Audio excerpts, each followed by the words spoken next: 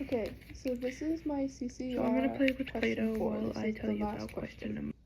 So the question is, how did you integrate technologies, software, hardware, and online in this project?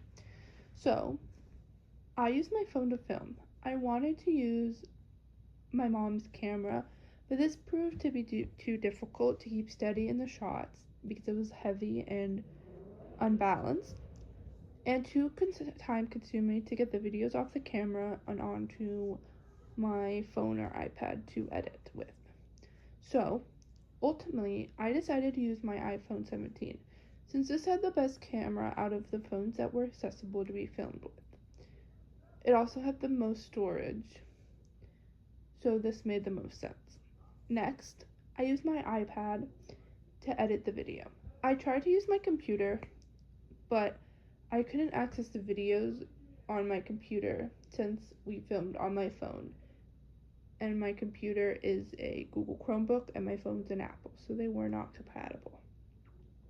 So I had to use my iPad, which was easier and more efficient, I think, than using the computer since it's a touchscreen. My editing software was CapCut. I used it to edit the videos since it was what I was comfortable with using, since I had used it before for the other two parts and for personal use. Then I used Blogger to keep track of all my progress. I used Google to research some elements as well as some websites. I wanted to use some websites I wanted to use in the video.